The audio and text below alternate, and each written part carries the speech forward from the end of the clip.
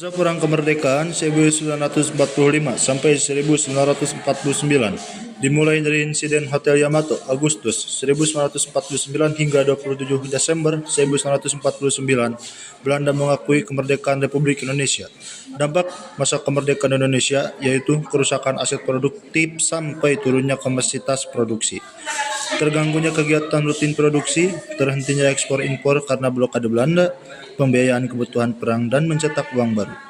PDB Indonesia di masa Perang Kemerdekaan mengalami kontraksi. Perang Kemerdekaan menyebabkan turunnya kapasitas produksi 1947 dibandingkan masa sebelumnya sebelum perang. Masa Perang Kemerdekaan, antisipasi krisis ekonomi 1950 dihadapkan pada ancaman krisis utang dan inflasi yang tinggi. Pada Maret 1950, Menteri Keuangan Syafruddin mengeluarkan dua kebijakan penting, gunting uang dan sertifikat devisa. Nilai mata uang dipotong menjadi setengahnya. Sertifikat devisa tujuannya mendorong ekspor, menekan impor melalui mekanisme. Eksportir mendapat sertifikat devisa 50% dari harga ekspor.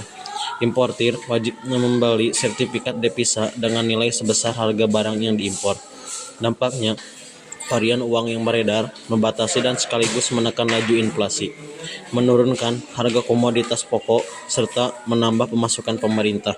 Pasca Perang Kemerdekaan 1950 hingga 1958, pada periode ini pembayaran hutang Koperasi Meja Bundar (KMB) dan pembiayaan program nasionalisasi menjadi beban pengeluaran negara.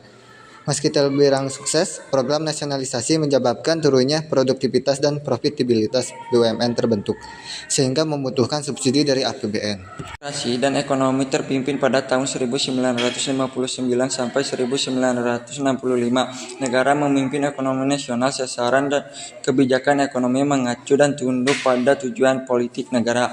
BUMN menjadi pelaku sentral ekonomi nasional, mendapat dukungan penuh dari APBN dan perbankan. Bank sentral menjadi bagian tidak terpisahkan dari pemerintah. Era Soekarno terjadi hiperinflasi 1965.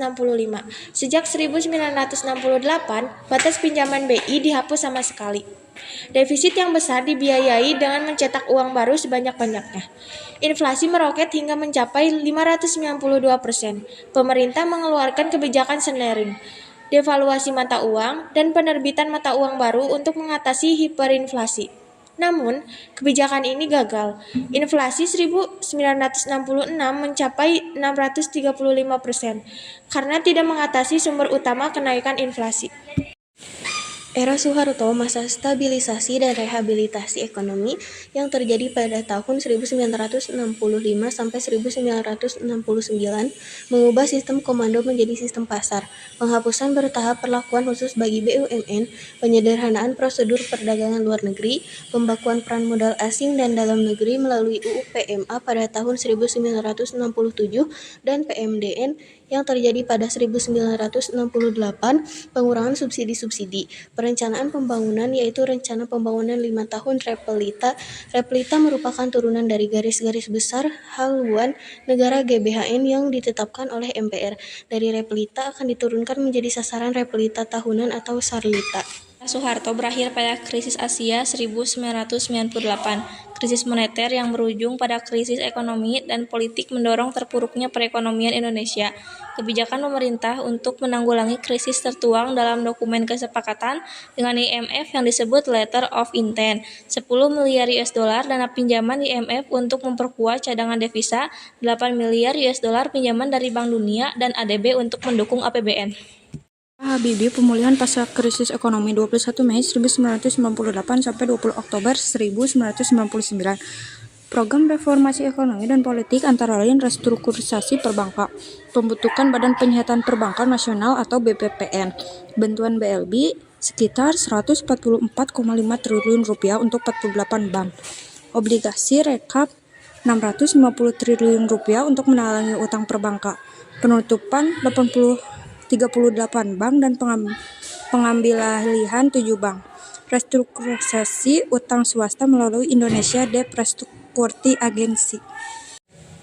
Era Abdurrahman Wahid, penerapan desentralisasi fiskal dan ekonomi keberpihakan, mencakup pembagian dana perimbangan, peningkatan kewenangan daerah memungut pajak, dan memungkinkan daerah melakukan pinjaman termasuk KLN.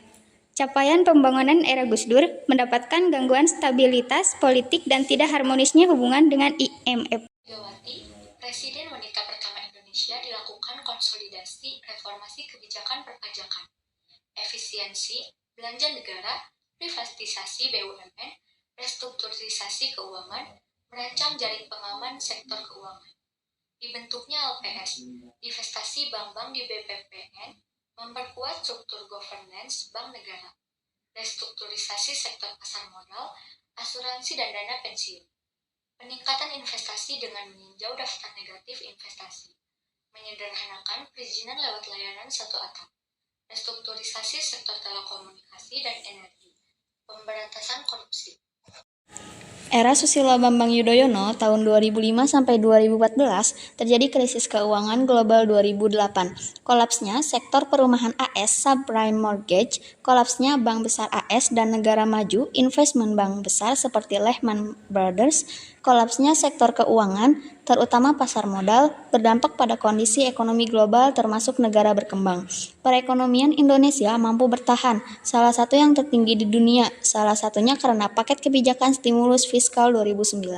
5 negara berkembang yaitu Indonesia, Afrika Selatan, Brazil, Turki, dan India masuk ke dalam Fragile Five karena mengalami defisit transaksi berjalan yang tinggi dan rentan terhadap normalisasi kebijakan moneter di AS. Era Jokowi, dikeluarkan 16 paket kebijakan ekonomi untuk meningkatkan daya saing industri nasional, ekspor dan investasi untuk menghasilkan pertumbuhan ekonomi yang signifikan.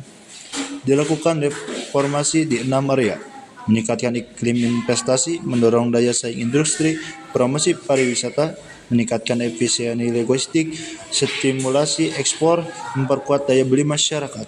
Pendidikan iklim investasi, terjadi beberapa peningkatan indikator antara lain, ranking World Competitiveness Indonesia membaik dari 48 pada tahun 2016 menjadi 32 pada tahun 2019. Indonesia meraih status negara investment grade dari semua lembaga rating. Ease of Doing Business Indonesia terus membaik dari tingkat 129 tahun 2013 menjadi 73 pada tahun 2019. Pembangunan infrastruktur dilakukan pada 226 proyek strategis nasional atau PSN yang mampu membalik laju penurunan stok infrastruktur. Jokowi masih meneruskan pembangunan Indonesia pada periode 2019 hingga 2024 yang akan dimulai pada 20 Oktober 2019 dengan fokus pada pengembangan pembangunan sumber daya manusia. Selama 5 tahun pertama pemerintahannya, pertumbuhan ekonomi dan PDB per kapita mengalami peningkatan yang cukup signifikan. Tingkat kemiskinan yang menurun dan inflasi juga mengalami penurunan. Jokowi akan meneruskan kembali pekerjaan besar Indonesia ke depan. Kita dukung semangat Presiden Jokowi yang tertuang dalam motonya kerja, kerja, kerja!